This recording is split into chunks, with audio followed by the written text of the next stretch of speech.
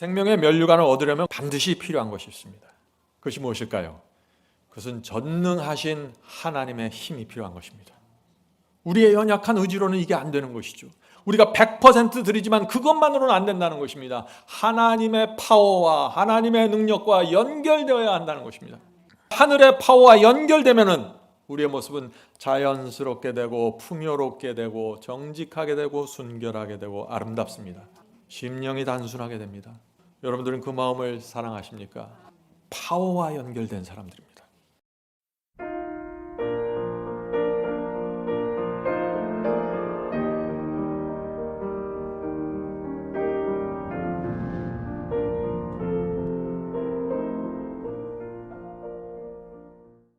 성도 여러분, 지난 한 해 동안 혹시 여러분의 마음에서 지우고 싶은 일들이 있습니까? 다시 리셋 시키고 싶은 일이 있습니까? 리셋 아시죠? 컴퓨터에서 문제가 생길 때 다시 원상복귀, 처음으로 돌아가는 것을 리셋이라고 합니다. 다시 그 상황으로 돌아가면 내가 그렇게 하지 않았을 텐데, 다시 작년 그때로 돌아갔으면 내가 그 상황에서 그런 말 하지 않고 그런 태도를 취하지 않았을 텐데 하는 그런 일들이 생각이 나십니까? 참 아쉬운 것은 우리가 지나간 시간으로 되돌아갈 수 없다는 것입니다. 지난해 우리가 꼭 지워야 할 죄가 생각이 난다면 오늘 하나님께 고백하고 다시는 그런 구덩이에 빠지지 않겠다고 우리의 마음을 주님께 전해주시길 제가 부탁드립니다. 이제 우리는 새 마음과 새 정서로 새로운 출발을 해야 될 때가 된 것입니다. 새해가 되면 많은 분들이 결심을 합니다. 그죠? New Year Resolution이라고 해서 이제 새로운 결심들을 하는데 많은 분들이 사실 결심을 하지만 망설입니다. 왜 그럴까요? 왜 망설일까요? 작심삼일이 될까 봐 두려운 것이죠. 그래서 새 계획을 세우고 결심하는 데 있어서 주저하는 것입니다.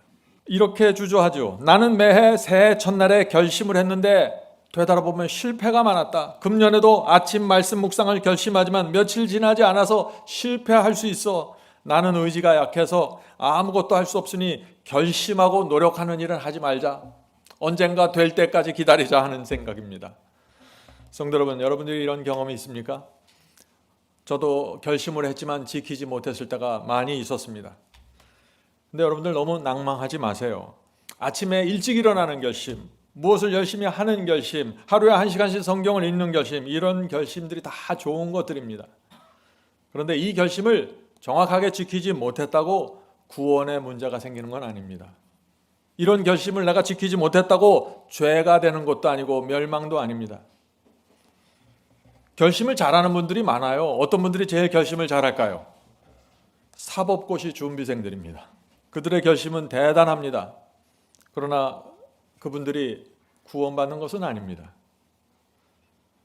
우리는 죄가 무엇이고 내 하루의 계획의 결심이 무엇인지 잘 분별해야 되는 것입니다. 그래야 혼돈하지 않게 됩니다. 성도 여러분, 제가 여러분에게 이런 결심을 한번 해보십시오 하고 좀 제안해 보고 싶습니다.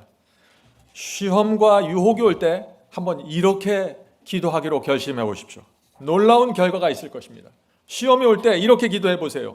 주여, 저는 이 시험이 하나님과 사탄의 전쟁이라는 사실을 압니다. 시험과 유혹이 올 때 내 속에서 어떤 느낌과 잘못된 생각이 떠오를 때 이것을 하나님의 전쟁, 하나님과 사탄의 전쟁으로 받아들이라는 것입니다. 많은 분들이 시험이 오면 왜 내가 이렇게 기분이 나빠지지? 왜 이렇게 속이 상해지지? 이러면 안 되는데 이렇게 하는데 그렇게 받지 말고 전쟁으로 받아들이는 것입니다.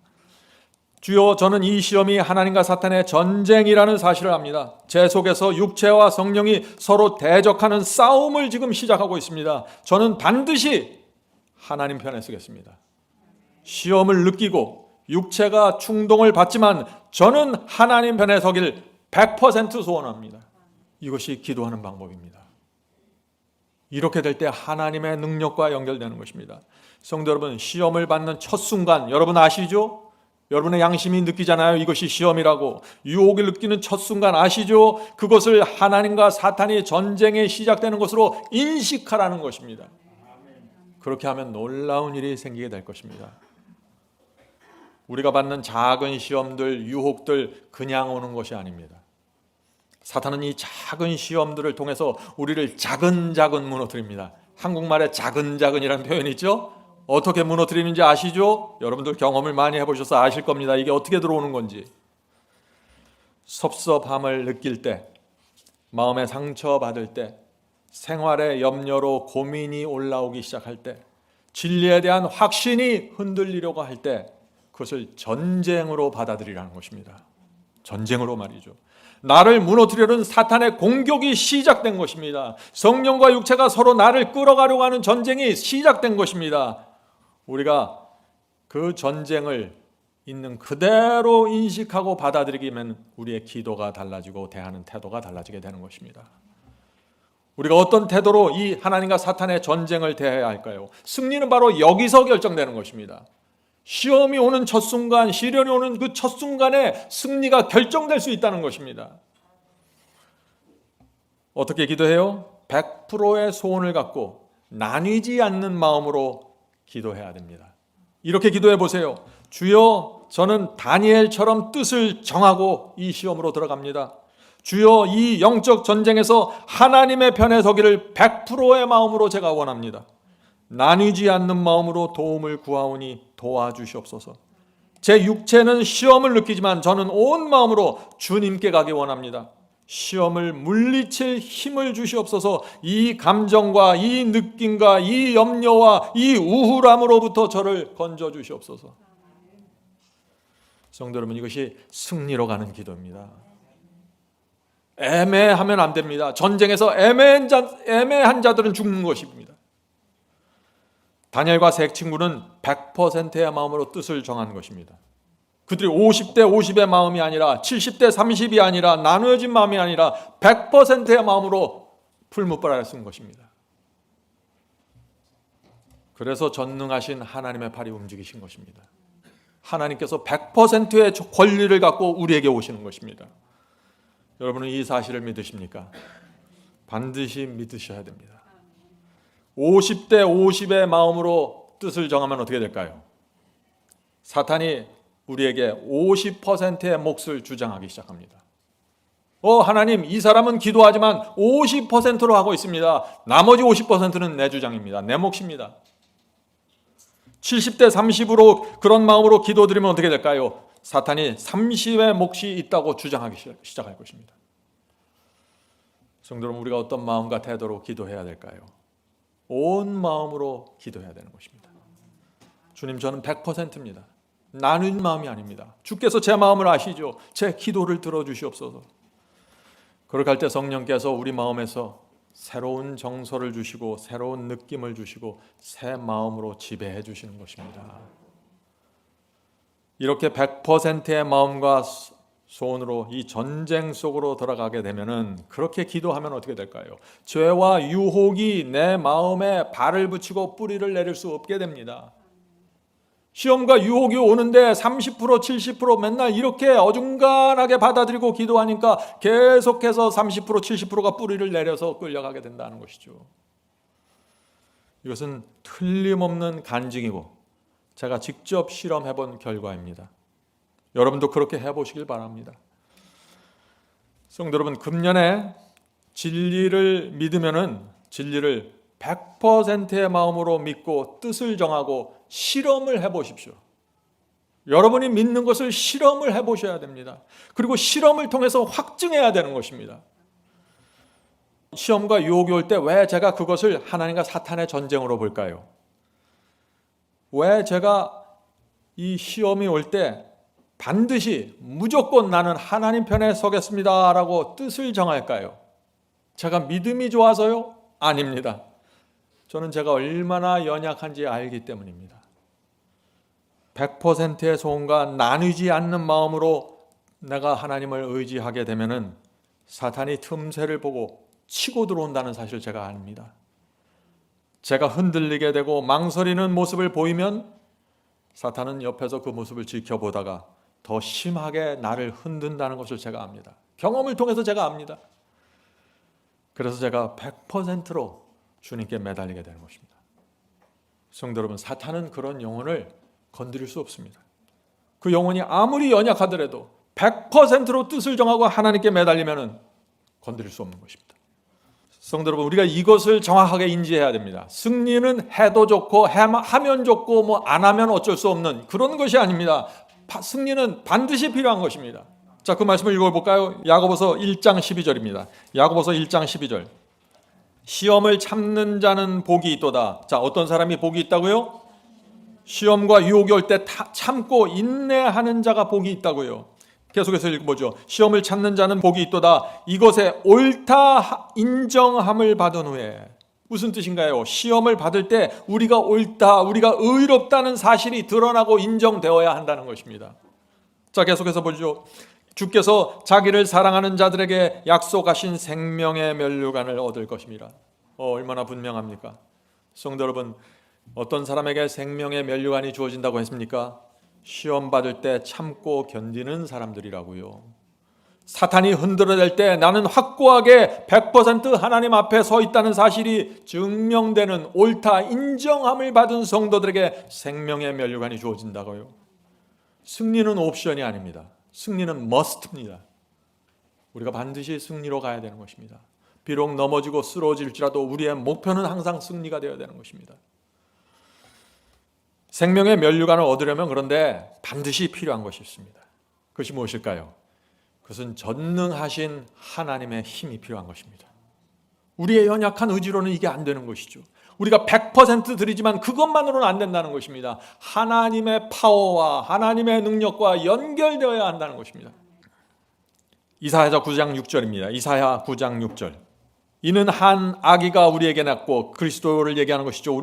이는 한 아기가 우리에게 낳고 한 아들을 우리에게 주신 바 되었는데 그의 어깨는 정사를 메었고, 예수님의 그 아기 예수로 태어나신 그 그리스도의 어깨에 무엇이에요? 우주의 통치권, 우주의 지배권이 메어 있었다고요. 그의 이름은 기묘자라 모사라 전능하신 하나님이라. 그리스도가 누구예요? 전능하신 하나님이라고요. 영존하시는 아버지라 평강의 왕이라 할 것입니다.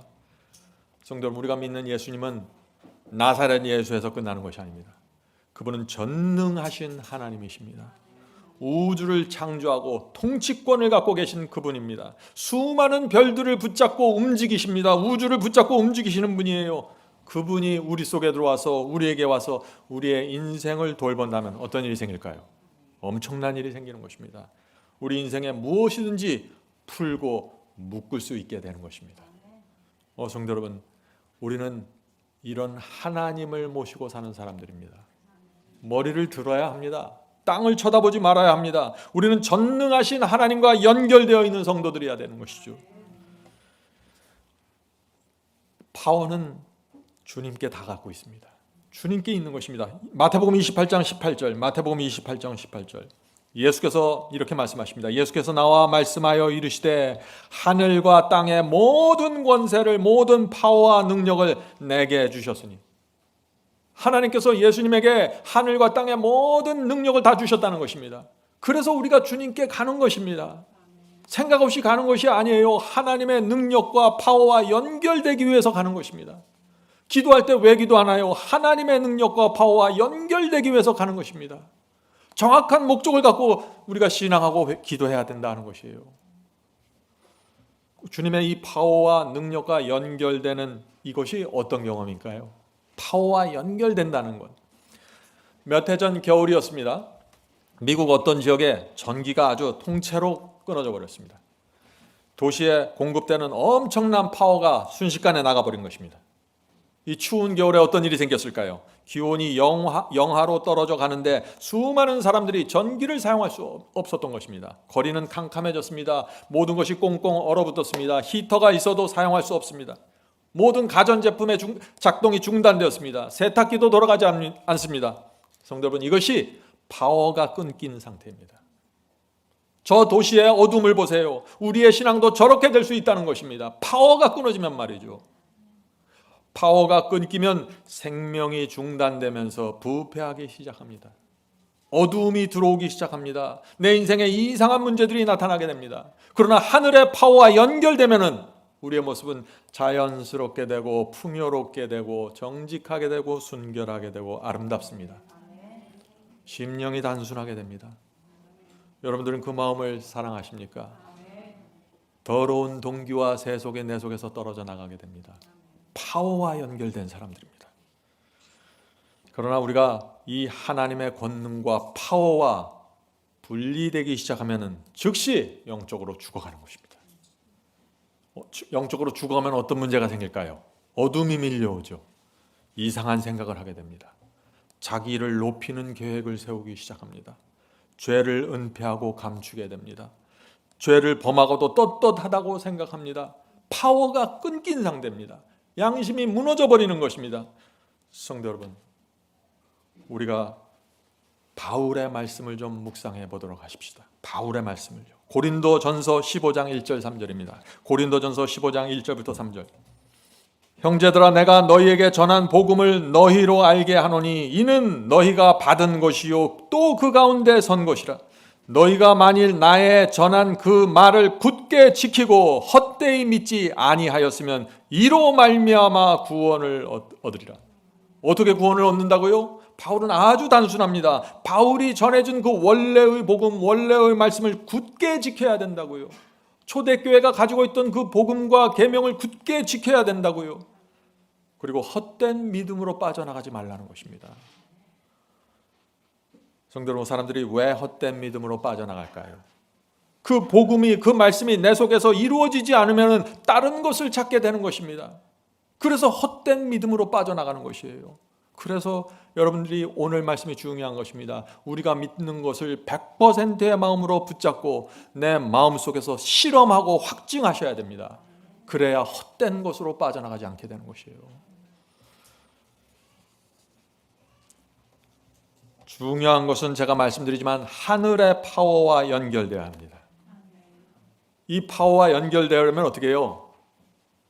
다리미의 파워가 연결되려면 어떻게 돼요? 다리미의 줄을 저 콘센트 파워에 가까이 접근시켜야 되고 넣어야 되잖아요. 똑같습니다. 우리도 하나님께 가까이 가야 되는 것입니다. 주님께 가까이 가야 됩니다. 가까이 가면 갈수록 놀라운 일이 생깁니다. 자, 우리 욥을 생각해 볼까요? 욥은 하나님께 가까이 간 성도입니다. 하나님께서 욥을 보면서 완전하다고 했을 정도입니다. 욥은 하루아침에 재산이 날라오고 집이 무너지면서 자녀들이 죽었습니다. 놀라운 고백을 했습니다. 왜 이런 고백을 할까요? 파워가 연결되어 있어요. 자, 욥기 1장 20절부터 22절입니다. 욥기 1장 20절부터 22절. 욥이 일어나 겉옷을 찢고 머리털을 밀고 땅에 엎드려 경배하며 가로되 내가 모태에서 적신이 나왔사온즉 또는 적신이 그리로 돌아갈지라 주신 자도 여호와시요 취하신 자도 여호와시니 여호와의 이름이 찬송을 받을지이다 하고 이 모든 일에 욥이 범죄치 아니하고 하나님을 향하여 어리석게 원망하지 아니하니라.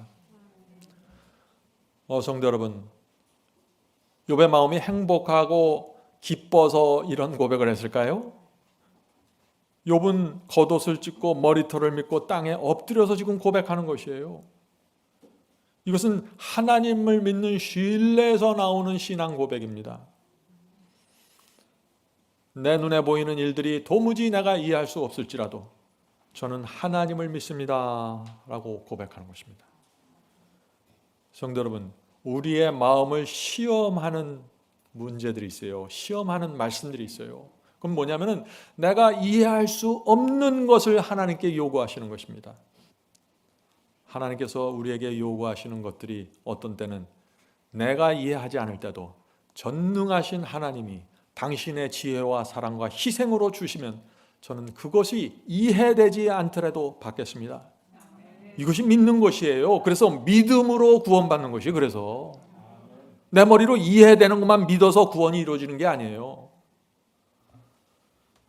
하나님께서 이 욥과 같은 신뢰와 믿음으로 하나님께 나오는 성도들을 하나님께서 가만히 내버려 두실까요? 하나님께서 이런 분들은 반드시 지키고 인도하시고 보호하시고 높이 들어 올리십니다. 여러분의 신뢰와 믿음대로 하나님께서 여러분을 대하실 수밖에 없는 것입니다. 자, 그런데 이 욥기 1장에서 이런 놀라운 고백을 했던 이 욥이 욥기 9장에 가서 하나님의 능력을 크게 보게 됩니다. 자, 그 모습을 보죠. 욥기 9장 4절부터 10절입니다. 욥기 9장 4절부터 10절. 하나님은 마음이 지혜로우시고 힘이 강하시니 스스로 마음을 강팍히 하여 그를 거역하고 형통한 자가 누구이랴. 욥이 지금 말하는 것입니다. 하나님의 말씀을 거하는 자는 누구도 형통할 수 없다고 지금 욥이 고백하는 것이에요. 성도 여러분, 하나님의 힘을 보았습니다. 능력을 보았습니다. 그래서 욥은 이런 고백을 하는 것이죠. 하나님이 진노하심으로 산을 무너뜨리시며 옮기실지라도 산이 깨닫지 못하며 그가 땅을 움직여 그 자리에서 미신즉 그 기둥이 흔들리며, 하나님의 엄청난 능력을 지금 욥이 말하고 있죠. 지금 우리가 이런 하나님을 섬기고 있는 것입니다. 산을 밀어내고 바다를 밀어내고 우주를 움직이는 이런 하나님 앞에서 저희가 서 있는 것입니다. 예배드리는 것이에요. 그분께서 주신 말씀을 우리가 받는 것입니다. 우리의 태도와 우리의 정신과 우리의 마음이 어떠해야 될까요? 많은 그리스도인들이 여기서 문제가 있는 것입니다. 너무나 얄팍합니다. 무슨 동네 골목대장이 하는 말로 받아들여요. 받아도 좋고 안 받아도 좋고, 이해되면 받고 이해되지 않으면 물리치고, 그런 말씀이 아니에요. 하나님의 말씀을 거역하는 자들은 누구도 형통할 수 없다고 지금 욥은 말하고 있는 것입니다. 하나님을 본 성도가 말하는 것이에요. 계속해서 읽겠습니다. 그가 해를 명하여 뜨지 못하게 하시며 별을 봉하시며 그가 홀로 하늘을 펴시며 바다 물결을 밟으시며 북두성과 삼성과 묘성과 남방의 밀실을 만드셨으며 측량할 수 없는 큰 일을, 셀 수 없는 기이한 일을 행하시느니라. 성도 여러분, 욥이 하나님의 이 모습을 볼 때 어떻게 됐을까요? 하나님, 저는 죄인입니다. 주여 저를 살려주시옵소서. 엎드리게 되는 것입니다. 주께서 말씀하시면 이해되든 안 되든 무조건 전합니다. 저는 주님을 신뢰합니다. 성도 여러분, 이 욥기 9장에서 이 하나님의 모습을 본 이 욥의 간증이 갑자기 달라지기 시작합니다. 이렇게 됩니다. 욥기 9장 20절입니다. 욥기 9장 20절. 가령 내가 의로울지라도, 자, 욥이 생각할 때 자기가 의롭다고 생각될지라도 내 입이 나를 정죄하리니 가령 내가 순전할지라도 나의 패괴함을 증거하리로다. 성도 여러분, 욥은 누구예요? 하나님께서 당대의 의인이라고 칭찬하셨던 사람입니다. 엄청난 신앙 고백을 했어요. 그런 욥이 하나님을 가까이 본 후에, 그분의 전능하신 능력을 본 후에 뭐라고 해요? 내 입이 나를 정죄하겠다. 내가 순전한 마음을 가졌을지라도 나에게 더러움이 있다라고 고백하는 것이에요. 무슨 뜻입니까? 이 말씀이 지금 욥이 지금 마음속에 죄를 품고 불순종의 정신을 사랑하면서 이렇게 품고 있다는 얘기예요. 그 얘기가 아니에요. 욥이 생각할 때 자기 마음속에 죄를 품고 있지 않아요. 마음이 순전하다고 자기는 느껴요. 성령께서 자기를 책망하고 지적하는 것이 없어요. 그러나 주님을 가까이 보고 보니까, 하나님을 가까이 보고 보니까 주여, 저는 너무나 부족합니다. 자신의 부족함을 크게 느끼는 것입니다. 주님, 제 성품이 부족하고 제 인격이 부족하고 제가 믿었던 이 믿음이 너무나 부족하군요. 이런 하나님은 제가 이 수준으로 갈 수가 없는 것입니다. 주님을 가까이 보니 나와 너무나 비교가 됩니다. 주님의 성품을 보니 나와 너무나 비교가 됩니다. 그래서 욥이 이렇게 고백하는 것입니다.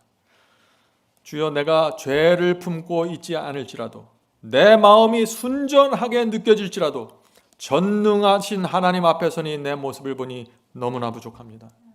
너무나 부끄럽습니다. 내가 그동안 너무나 창피하게 살아왔습니다.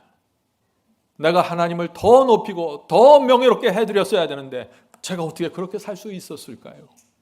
주여, 저를 당신 안에 감추어 주시옵소서.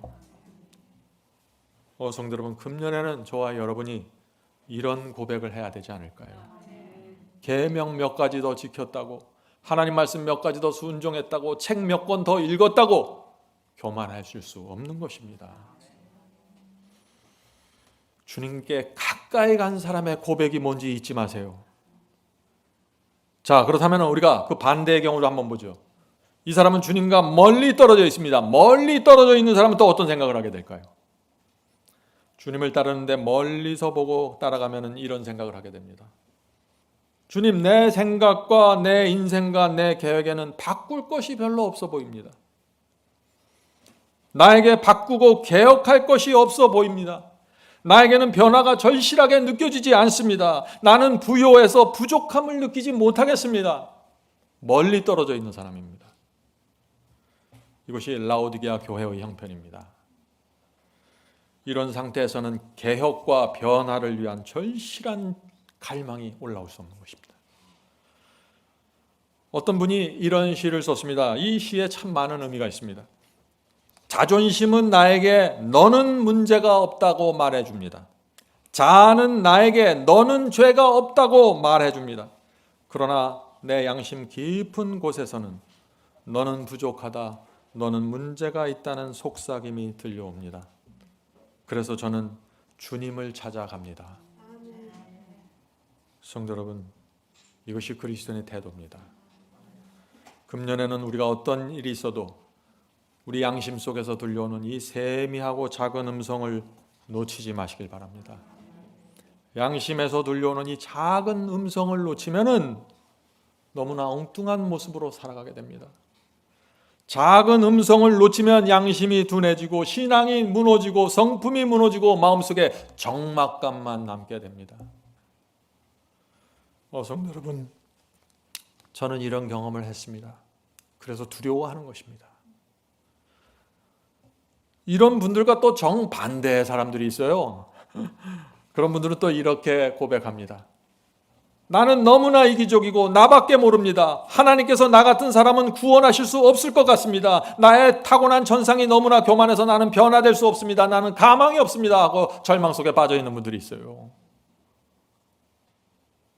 한쪽에서는 자신에 대해서 완벽함을 느끼는데 한쪽에서는 정반대의 모습을 느끼는 것이 절망 속에 빠져 있는 것입니다. 이런 분들도 문제죠. 저는 그런 분들에게 이런 말씀을 드리고 싶습니다. 형제가 정말 그렇게 느끼면 형제에게 큰 희망이 있는 것입니다. 왜냐하면 형제는 자신의 부족함을 분명하게 보고 있기 때문이죠. 바리새인은 자신의 부족함을 보지 못했는데 형제는 세리처럼 죄와 부족함을 정확하게 인정하고 있습니다. 주님께서 형제에게 큰 가능성과 희망을 보시고 다가오실 것입니다. 용기를 내십시오. 성도 여러분, 주님께서 어떤 사람들에게 가까이 오시는지 잘 보셔야 됩니다. 주님께서는 이 부족함을 느끼는 자들에게 그들을 찾아오시고 일으키셔서 믿음의 용사로 만드시는 것입니다. 그것이 주께서 하시는 일입니다. 성경을 읽어보세요. 성경을 기록한 저자들도 그 생애를 살펴보면 불완전했습니다. 요셉이 어떻습니까? 어렸을 때 참 유치했죠. 형들보다 좀 잘났다고 사랑 많이 받았다고 어깨에 힘이 들어가면서 큰 문제에 빠졌죠. 아브라함도 믿음을 잃고 어떻게 됐습니까? 하갈을 취했습니다. 다윗도 큰 죄를 범했습니다. 12제자를 보세요. 전부 연약했습니다. 성경은 왜 이 믿음의 용사들을, 사도들의 그 죄와 부족함을 적나라하게 기록해 놓고 있을까요? 우리에게 희망을 주기 위해서입니다. 어떤 분들은 사도들이 옛날에 믿음의 노덕들이 다 저렇게 죄를 졌으니까 나도 죄를 지는 게 당연하지 않습니까? 이렇게 생각하는데 그건 성경을 거꾸로 읽는 것이죠. 반석을 쳐서 죄를 범한 모세, 이세벨에게 겁을 먹고 도망친 엘리야, 그런 모습은 저와 여러분에게 희망을 주는 것입니다. 어떤 희망을 줍니까?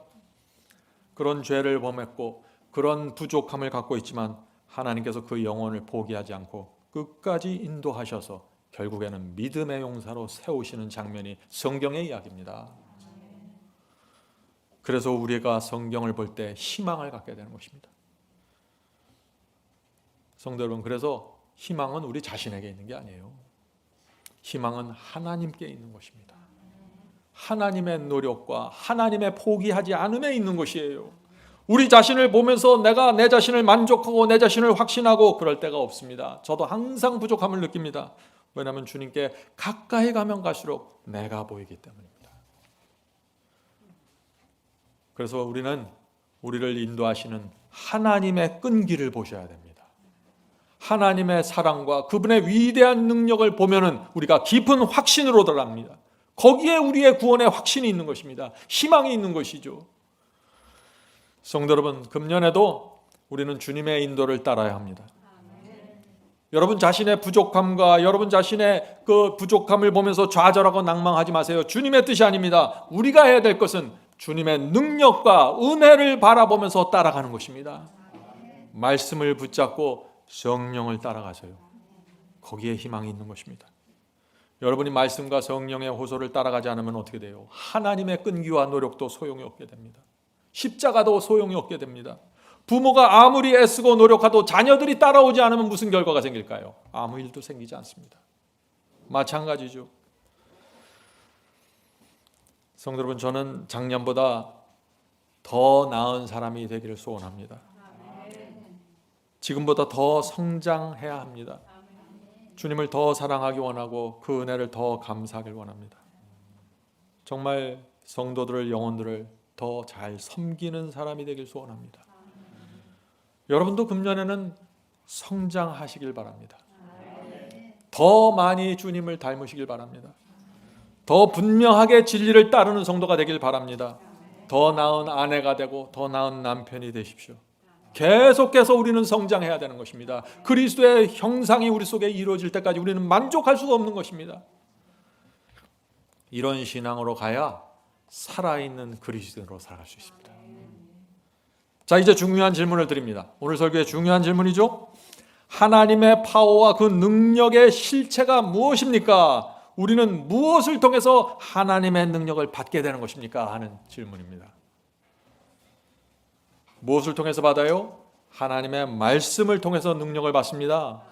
다시 말씀드립니다. 하나님의 말씀을 통해서 능력을 받는 것이에요. 기도원에 갈 필요 없어요. 산속에 가서 소나무 뽑을 필요도 없어요. 하나님의 말씀을 통해서 그 능력을 받는 것입니다. 성경이 이것을 말하고 있어요. 창세기 1장 1절부터 3절입니다. 창세기 1장 1절부터 3절. 태초에 하나님이 천지를 창조하시니라. 땅이 혼돈하고 공허하며 흑암이 깊음에 있고 하나님의 신은 수면에 운행하시니라. 하나님께서 가라사대 빛이 있으라 하시니 빛이 있었고. 하나님께서 말씀하시니까 그대로 빛이 생겼다고요. 하나님께서 말씀하시니 창조가 된 것입니다. 말씀하시면 그대로 이루어집니다. 무슨 뜻이에요? 말씀하시면 그 말씀이 능력이 돼서 나간다는 것입니다. 하나님의 말씀이 힘입니다. 자, 그렇다면 우리가 무엇을 잡아야 될 거예요? 하나님의 말씀을 잡아야 되는 것이에요. 말씀을 잡으면 말씀을 통해서 능력이 온다는 것이에요. 이것이 단순한 원리입니다. 말씀을 붙잡아야 합니다. 말씀을 믿으셔야 합니다. 이 말씀이 내 가슴에 화살처럼 박혀야 돼요. 그래야 능력이 들어오는 것이에요. 그런 사람들은 흔들리지 않고 견고하게 가게 되는 것입니다. 말씀이 박혀 있어서 그런 거예요. 말씀이 능력이 돼서 나를 잡아주는 것입니다. 그런데 문제는 뭐예요? 이 말씀을 대충 받아들여요. 대충 들어요. 그러니까 흔들리고 자꾸 혼돈하는 것입니다. 생명처럼 붙잡으셔야 됩니다. 100%의 소원으로 붙잡으셔야 돼요. 하나님과 사탄의 전쟁 속에서 말씀을 붙잡는 것입니다. 우리가 이렇게 하나님의 말씀을 간절한 마음으로 붙잡으면 어떻게 될까요? 육이 죽어가고 영이 살아나기 시작합니다. 육에 끌려다니던 사람이 영에 끌려서 살게 됩니다. 이것이 파워와 연결된 사람입니다. 전기 막대기라는 것이 있습니다. 그 집을 짓고 건물을 짓는 그 도구를 파는 집에 가면은 전기 막대기라는 것이 있는데 이 전기 막대기를 물 속에 집어넣잖아요. 그러면 물이 뜨거워집니다. 여러분들 아시죠? 예, 욕조에 물을 받아놓고 저 전기 히터 막대기를 집어넣으면 어떻게 돼요? 물 속에 파워가 들어가면서 물이 점점 더 뜨겁게집니다. 우리의 신앙도 이런 것입니다. 말씀이 우리 마음에 깊이 박히면은 말씀을 통해서 성령의 파워가 들어가면서 우리의 마음에 죽어있던 우리의 마음에 꽃이 피기 시작합니다. 뜨뜻미지근하던 마음이 열정으로 올라오게 됩니다. 점점 더 온유하게 됩니다. 점점 더 겸손해집니다. 점점 더 충성스럽게 세워집니다. 이 아름다운 열매들이 말씀이 들어오면서 힘으로 나를 붙잡아줘서 이런 열매들이 생기는 것입니다. 말씀이 파워로 변화돼서 나를 일으키는 것입니다. 성도 여러분, 금년에 단 한 번이라도 이것을 경험한다면 여러분 그 경험을 사모해서 놓치지 않게 될 것입니다. 한 번의 경험이 중요한 것입니다. 한 번에 이 말씀을 통해서 파워를 받고 내 마음이 변화되고 하나님 앞에 굴복되는 경험, 단 한 번의 경험만이라도 한다면 우리는 그 경험을 잊어버릴 수 없는 것입니다. 제가 미국에 가서 멜론을 처음 먹었는데 한국에 그때 멜론이 없어요. 멜론 한 번 먹고 나니까 멜론으로 마음이 꽉 차더라고요. 맛을 보아야 그걸 사모하는 거예요. 많은 그리스도인들이 수십 년 동안 교회 다니지만 단 한 번의 말씀의 파워를 경험하지 못해서 그것이 무엇인지 몰라서 헤매는 것입니다. 계속해서 읽겠습니다. 저 말씀을 보죠. 시편 33편 6절과 8절입니다. 시편 33편 6절과 8절. 하나님의 말씀으로 하늘이 지음을 되었으며, 이런 말씀을 우리가 묵상할 때 우리의 무릎이 꿇어져야 되는 것입니다. 하나님의 말씀 하나로 하늘이 지어졌다는 이 말씀 말이죠. 저가 바닷물을 모아 무더기같이 쌓으시며 깊은 물을 곳간에 두시고 온 땅은 여호와를 두려워하며 세계의 모든 거민은 그를 경외할지어다. 성도 여러분, 이것이 여호와 말씀의 파워입니다. 말씀으로 하늘을 만들고 말씀으로 바닷물을 이리저리 옮기십니다. 여러분들은 이런 능력을 원하십니까? 이 능력은 그리스도인만이 받을 수 있는 능력이에요. 무엇을 통해서요? 말씀을 통해서. 그러니 우리가 말씀을 어떻게 대해야 돼요? 어떤 태도와 마음으로 대해야 됩니까? 여기에 답이 있는 것이에요. 여러분들이 말씀을 읽을 때, 말씀을 들을 때 우주에 계신 하나님 앞에서 받으셔야 되는 것입니다. 하나님의 입에서 나온 말씀으로 받으셔야 돼요. 우주의 이 끝과 저 끝을 보시는 하나님, 그 하나님 앞에 우리가 서 있는 것입니다. 그 앞에서 지금 말씀을 듣고 있는 것이에요. 놀라운 특권입니다. 오늘 많은 사람들이 지쳐 있죠? 인생의 피곤함에 치여서 힘들게 살아갑니다. 자신감을 잃어버렸고 열등감에 차 있고 사업이 망했고 가정이 깨졌어요. 괜찮습니다. 회복하실 수 있습니다. 하나님의 말씀은 충분합니다. 말씀으로 내 영혼을 채우세요. 행복해질 수 있습니다. 놀라운 확신으로 들어갈 수 있습니다. 말씀이 채워지면 이 세상 누구도 여러분을 함부로 대할 수 없을 것입니다. 왜요? 말씀이 들어가서 당당하고 확신에 차 있고 행복하고 내 삶에 만족하게 되는 것입니다. 성도 여러분, 여러분의 감정이 연약하고 발작적입니까? 제가 발작적이라는 단어를 써서 참 죄송합니다. 시도 때도 없이 튀어나와요. 발작적이요. 하나님의 말씀을 온 마음으로 다해 붙잡고 사십시오. 말씀에 올인하십시오. 말씀에 인생의 승부를 거셔야 됩니다. 인생의 승부를 밖에서 걸고 교회 와서는 은혜만 받으려고 하는 분들이 계세요. 그래갖고 될 일이 아닙니다. 이것이 하나님의 말씀에 여러분의 인생의 승부를 거셔야 됩니다. 그런 사람은 살아납니다. 지난 수십 년 동안 실패를 했나요? 망했습니까? 자신감을 완전히 잃어버렸습니까? 여러분에게 희망이 있습니다. 세상에서 성공해서 교만하게 된 사람보다 훨씬 희망이 있는 것입니다. 하나님의 말씀에 인생을 이제부터 걸어보십시오. 인생이 반드시 역전되고 뒤집힙니다. 갑자기 돈이 많고 갑자기 로또가 당첨돼서 뒤집히는 게 아니라 내 마음과 내 심령과 내 정서와 내 모든 것이 만족함으로 들어가 버리기 때문에 그런 것입니다. 부유해지는 것입니다. 말씀의 모든 것을 건 성도들은 제가 오늘 말씀드린 이 경험이 무엇인지 아실 것입니다. 말씀이 우리 마음을 밀고 들어와야 합니다. 그렇게 되면 어떻게 될까요? 말씀이 내 마음과 내 생각을 설득해서 바뀌기 시작합니다. 말씀이 내 속으로 밀고 들어오면 내 감정이 달라집니다. 우울증을 몰아냅니다. 말씀은 내 인생의 계획을 바꾸기로 결정하게 됩니다. 말씀이 왜 그럴까요? 힘이기 때문에 그래요. 이것이 아무런 파워가 없으면은 아무리 말씀을 읽어도 성경을 수십 번 읽어도 아무런 결과가 안 생겨요. 말씀이 힘이 되지 않으면은. 여러분의 인생을 새해를 시작하면서 말씀에 걸어 보십시오. 인생이 역전됩니다. 가난 속에서도 풍요를 누리게 됩니다. 슬픔 속에서도 견고하게 서 있게 됩니다. 말씀의 힘입니다. 저는 성경을 가르칠 때 종종 실패한 경험을 하게 됩니다. 제가 죄가 무엇이고 하나님의 의가 무엇인지 사람들에게 알려주려고 참 애를 쓰는데 대부분 실패했습니다. 왜 실패했을까요? 대부분의 사람들은 죄가 무엇이고 의가 무엇인지 알려고 하질 않아요. 외면합니다. 왜 그럴까요? 자신의 죄가 드러날 것을 두려워하기 때문이죠. 하나님의 말씀이 능력으로 다가올 때 내가 감추고 있는 것이 폭로되고 드러나기 때문에 사람들이 두려워하는 것입니다. 자꾸 피하는 것입니다. 내가 무엇을 포기해야 되는지 알게 될까 봐 결사적으로 말씀을 막아서는 것입니다. 이런저런 핑계대면서 말이죠. 그런 분들의 문제가 무엇일까요? 하나님이 누군지 모르는 것입니다. 내가 그걸 손바닥으로 막는다고 막을 수 있는 것이 아니에요.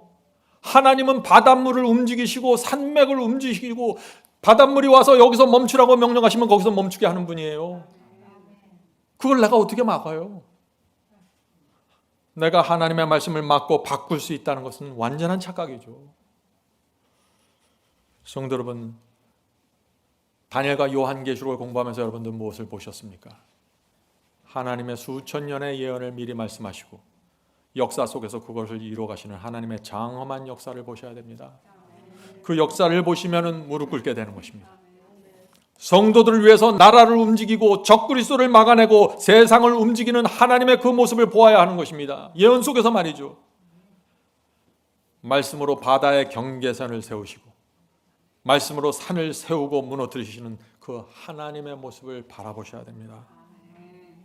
언제요? 여러분의 마음에 시험이 들어올 때, 여러분의 신앙이 연약하다고 느낄 때 하나님의 위대하심을 바라봐야 합니다. 하나님이 누구고 예수께서 누구인지 알면은 어떤 일이 생길까요? 저는 하나님이 어떤 분인지 알게 되면서 제 인생 모든 것이 틀렸다는 사실을 깨닫게 되었습니다. 저는 하나님을 믿지 않던 사람이죠. 그런데 하나님을 알게 되니까 내가 살아온 30년의 인생이 다 틀렸구나. 나는 그것을 정답으로 붙잡고 살아왔는데 아니었구나 하고 느꼈습니다. 내 인생관, 내 철학, 내 상식 모든 것이 틀렸음을 제가 알게 되었어요. 내가 하던 생각은 적그리스도적이었고 하나님을 대적하면서 내가 살아왔구나. 큰 충격이었습니다. 저는 제가 어느 정도 인격적인 사람인 줄 알았어요. 어느 정도 품위가 있는 줄 알았어요. 아니었습니다. 더럽고 교만했습니다. 하나님 앞에 서니까 그게 보여요. 사람들 앞에 서면 안 보여요. 항상 내가 저 사람보단 잘났어요. 그런데 하나님 앞에 서면 다 드러나는 것입니다. 그래서 겸손해지는 것이에요. 하나님을 모르면 내가 누군지 모릅니다. 우리 마음에 성령의 임재가 없으면 내가 악을 행하면서도 악을 느끼지 못하게 됩니다. 성도 여러분, 금년에 우리는 하나님께 더 가까이 가십시다. 우리는 더 분명하게 그분을 바라보아야 합니다. 하나님의 말씀과 계명에 우리가 만족하고 즐거워할 때까지 더 가까이 가야 됩니다. 만약 우리가 하나님께로부터 기쁨과 만족을 얻지 못하면 어떤 문제가 생길까요? 하나님께서 말씀하시고 이런저런 계명을 주시는데 내게 만족이 없어요. 기쁨이 없어요. 그럼 어떤 문제가 생길까요? 그 말씀을 등지고 다른 곳을 찾아가게 됩니다. 반드시 그래요. 진리가 나를 변화시키지 않으면 내가 진리를 무너뜨리는 것입니다. 그것이 인간의 속성이에요. 진리가 내게 들어와서 나를 무너뜨리지 않으면 내가 진리를 무너뜨리고 마는 것이에요. 그리고 내가 원하는 진리를 세워버립니다. 이것이 무서운 것입니다. 자기 기만이죠. 저는 살아오면서 그런 유혹을 받을 때가 있었습니다. 왜요? 그 말씀과 계명이 내게 큰 짐이 되었을 때 저것을 무너뜨리고 싶었습니다. 저것을 바꾸고 싶었어요. 그것이 인간의 무서움입니다. 그래서 바울이 내가 너에게 전한 복음을 굳게 지키라.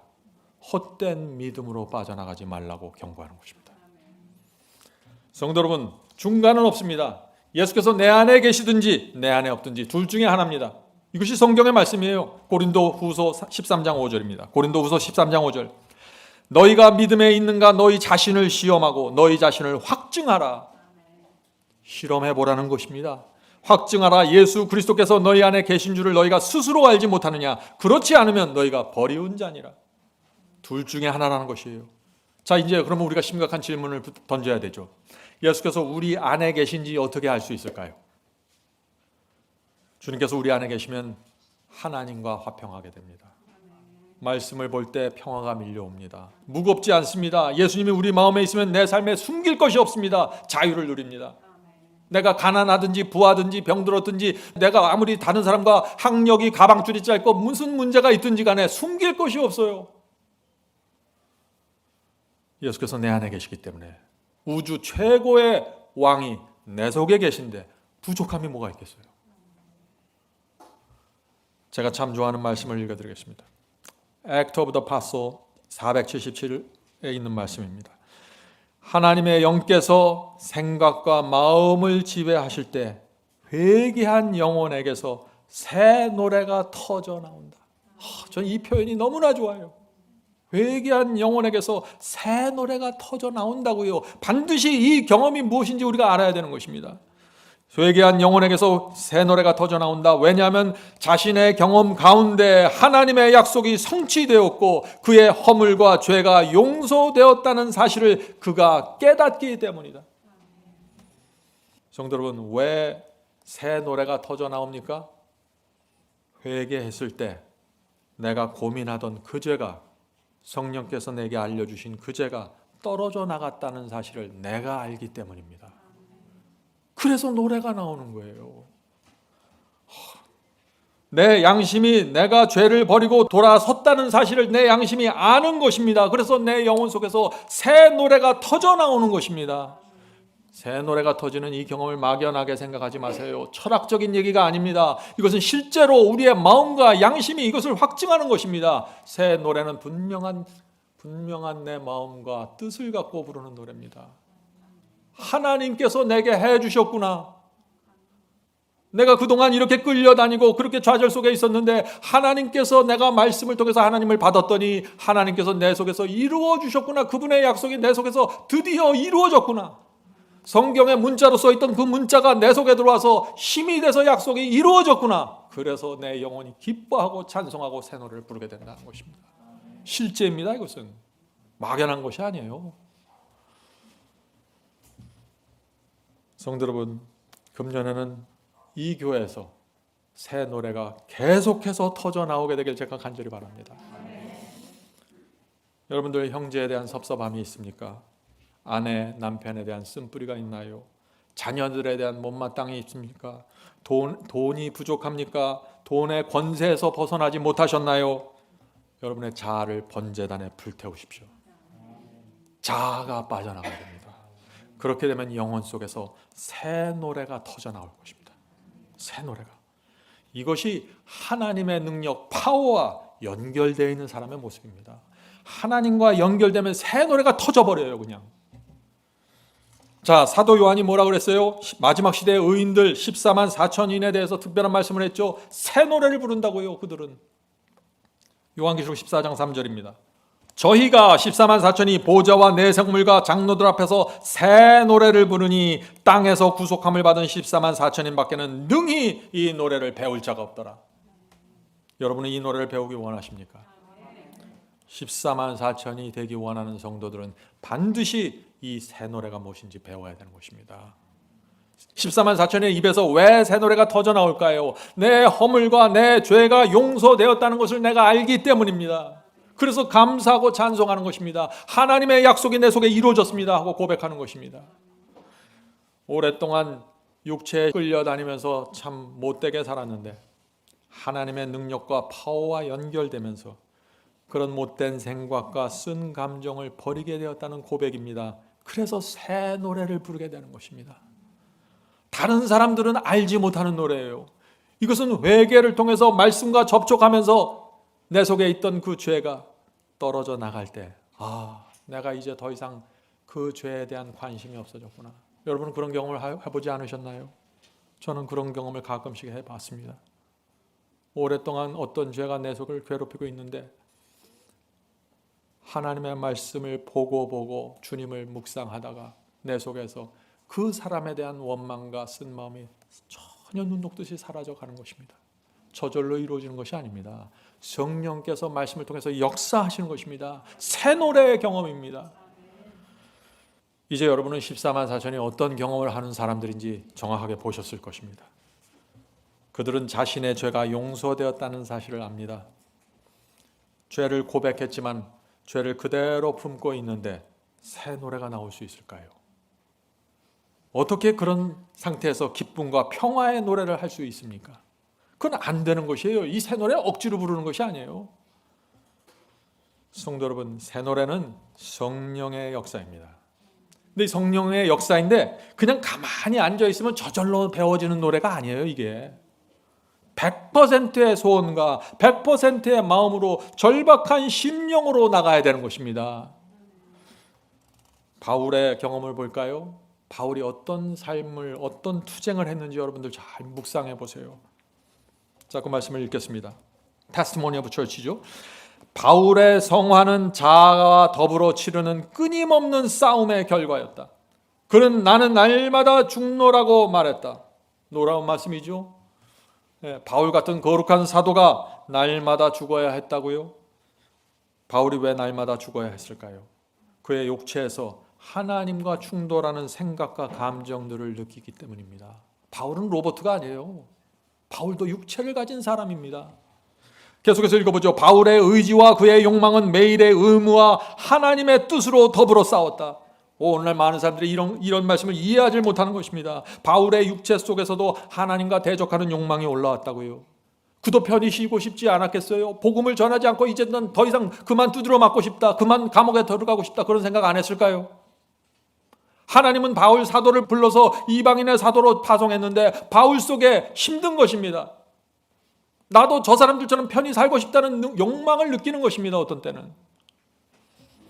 그래서 육체를 십자가의 날마다 못 박아야 한다고 바울이 기록한 것입니다. 자기 자신의 육신에 대해서는 아무리 고통스러웠을지라도 그는 기지를 따라가는 대신에, 자기의 타고난 기지를 따라가는 대신에 하나님의 뜻을 행하였다. 성도 여러분, 이것이 바울의 신앙입니다. 환상에서 깨우셔야 됩니다. 많은 사람들이 오해합니다. 바울은 경건했고 거룩한 사도였기 때문에 그는 유혹도 받지 않고 유혹이 오더라도 다 물리쳐버렸고 늘 평강 속에 살았을 거야. 오해입니다. 바울은 유혹을 느꼈고 자기 속에서 올라오는 욕망과 하나님의 뜻과 상반되는 그 생각들과 느낌들과 싸웠다고요. 날마다 자기를 부인했다고요. 그러나 바울은 그 싸움이 고통스러웠지만 하나님의 뜻에 자신을 바치고 순종했다는 것입니다. 이것이 바울의 차이입니다. 계속해서 읽겠습니다. 하나님께서는 당신의 백성들을 한 걸음씩 인도하신다. 성도 여러분, 조바심 갖지 마세요. 한 걸음씩 가는 것입니다.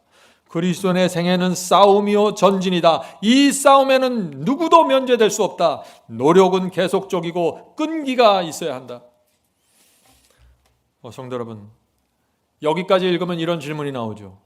아니, 그렇다면 누가 어떻게 그런 노력과 투쟁을 할 수 있을까요? 하는 질문이 나오겠죠.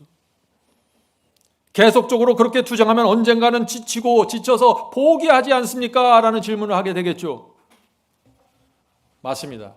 포기한 사람들도 있고 포기하지 않는 사람들도 있습니다.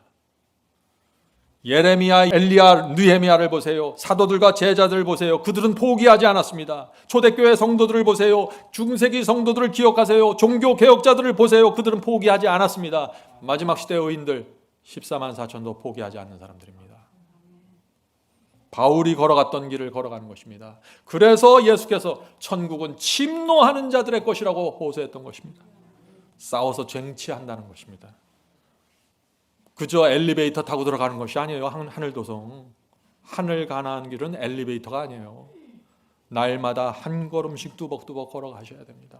돌이 나타나면 돌을 치우셔야 돼요. 성도 여러분, 우리가 누구를 믿고 의지하는가를 절대 잊어버리면 안 됩니다. 이거는 나 혼자 투쟁하고 허우적거리면서 가는 길이 아니에요. 우리 옆에 하나님께서 계시고 그분을 붙잡고 그 엄청난 능력을 가진 분을 붙잡고 가는 거예요. 이걸 잊지 않으셔야 됩니다. 우리의 주인이 누구인가를 기억해야 됩니다. 날마다. 우리는 우주를 지배하는 하나님을 섬기는 사람들입니다. 창조주 하나님 여호와를 믿고 따라가는 사람들입니다. 그분을 신뢰합니다. 능력의 하나님께서 그래서 우리 곁을 지키십니다. 천천만만의 천사들이 우리를 보호해 주고 있습니다. 구원을 받기 위한 최적의 상황 속에서 우리가 살아가게 되는 것입니다. 이런 상황에서 무엇을 불평할 수 있을까요? 우리는 이 세상 누구보다도 행복할 수 있는 사람입니다. 누구보다도 만족할 수 있는 사람들이에요. 여러분, 투쟁과 노력이 힘들다고요? 그럴 수 없습니다. 우리가 하나님의 사랑과 은혜를 안다면 지칠 수가 없는 것입니다. 포기할 수 없어요. 계속해서 읽겠습니다. 우리가 사탄의 유혹에 대하여 승리를 유지하는 것은 중단 없는 노력에 의해서다. 참 이건 뭐 행함으로 말미암는 같은 표현이 나오죠. 제가 이 말씀을 설명하겠습니다. 그리스도인의 신실함은 투철한 힘으로 얻어지고 확고부동한 목적으로 유지되어야 한다. 성도 여러분, 이것은 율법주의도 아니고 행함주의도 아니에요. 이것이 진짜 신앙입니다. 왜요? 하나님의 사랑과 은혜를 알면, 그분의 위대하심과 그분의 완전하심과 그분의 아름다움을, 그분의 거룩함을 알면은 우리 마음속에 놀라운 힘이 나온다는 것입니다. 확고부동한 목적을 갖고 전진하고 이 생을 살아가게 된다는 것입니다. 그것은 당연한 것입니다. 값비싼 최고의 보화를 내가 발견한 것입니다. 하늘의 하나님께서 나를 기다리고 보상을 갖고 기다리고 계십니다. 누가 그것을 포기하겠어요? 사탄의 유혹에서 그래서 밀리지 않는 것입니다. 자, 계속해서 읽어보죠. 어떤 사람도 자기 자신을 위한 엄격하고 줄기찬 노력 없이는 향상될 수 없을 것이다. 모든 사람은 스스로 이 싸움을 치러야 된다. 남편이 대신 싸워줄 수 없어요. 누구도 내가 싸우는 이 싸움을 대신 싸워줄 수 없습니다. 그런데 질문은 있죠. 우리처럼 이렇게 연약한데 어떻게 이런 줄기찬 노력이 나올 수 있을까? 가능합니다. 어떻게 해요? 번제단에서 피 흘리고 누워있는 그리스도를 보아야 하는 것입니다. 하나님께서 우리를 위해서 모든 것을 바치고 노력하고 애쓰는 그 하나님을 보아야 됩니다. 그러면 우리 속에서 놀라운 동기부여가 생기는 것입니다. 동기부여가 확실해야 돼요. 자, 계속해서 읽어보겠습니다. 우리는 타고난 기질과는 반대되는 방법으로 하나님을 봉사해야 된다. 반드시 정복되어야 할 선천적이고 후천적으로 악으로 기울어진 기질들이 있다. 우리 모두는 악으로 기울어지는 기질들이 있어요. 어떤 건 선천적으로 받고 태어났고 어떤 때는 살아가면서 내가 습관적으로 만들어냈어요. 그것을 정복해야 한다고요. 정복하지 않으면 날마다 끌려다니니까. 어떻게 정복해야 될까요? 하나님의 사랑과 희생을 보아야 합니다. 어머니의 사랑과 희생을 본 자녀들은 철이 드는 것처럼 하나님의 사랑과 희생을 보아야 우리가 철이 듭니다. 우주의 왕께서 나를 위해 못 박히고 죽는 모습을 보아야 됩니다. 그렇게 되면 우리 마음에 양심이 씻겨지고 심령이 기쁨과 감사로 채워지게 된다는 것입니다. 거기에 엄청난 노력과 거기서 엄청난 노력과 엄청난 전투력이 생기는 것입니다. 전투력이 있어야 돼요. 그리스도 주님을 믿는다고 하면서 전투력이 없는 분들이 계세요. 그럴 수 없는 것입니다. 하나님 주님께서 우리를 그리스도의 군사로 부르신 것입니다. 전투력을 가진 군사 말이죠. 용기를 내십시오. 우리가 모든 희망을 잃어버리고 인생을 포기하고 싶다는 그런 느낌을 느낄지라도 하나님께서는 절대 우리를 포기하지 않으십니다. 하나님의 노력은 계속됩니다. 여기에 희망이 있는 것입니다. 성도 여러분, 하나님과 사탄의 전쟁은 우리 인생에서 계속돼서 일어난 전쟁이죠. 한 번 거짓말하고 한 번 계명을 범했다고 끝나는 전쟁이 아니에요. 우리 전쟁은 7번 넘어져도 다시 일어서서 해야 할 전쟁입니다. 포기할 수 없는 전쟁이에요. 우리 일생에 단 한 번 주어지는 이 전쟁에서 우리는 포기할 수 없는 것입니다. 한 걸음씩 가십시다. 주님께서는 우리의 인생 전체를 통해서 계속해서 우리를 승리로 몰고 가는 것입니다. 무슨 뜻인가요? 지금은 얄팍하지만 깊은 사람으로 만들어 가신다는 것입니다.